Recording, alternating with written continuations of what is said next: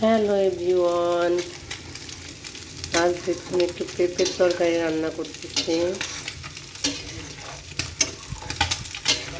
পেঁপে একটু গোশের মতো করে আস্তে আস্তে করে কেটে দিচ্ছি। গোশে এইভাবে দিতে মানায় ভালো।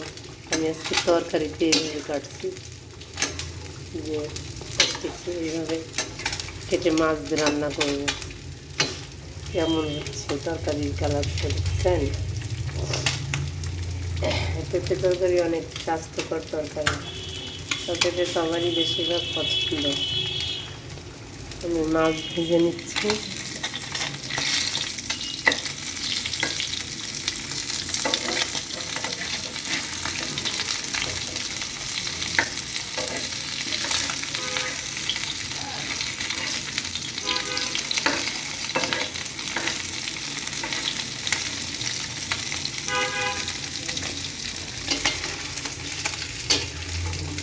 কেমন হচ্ছে বন্ধুরা, কমেন্ট করে জানাবে। হচ্ছে তরকারিটা, মাছ ভাজাটা। আল্লাহ হাফেজ।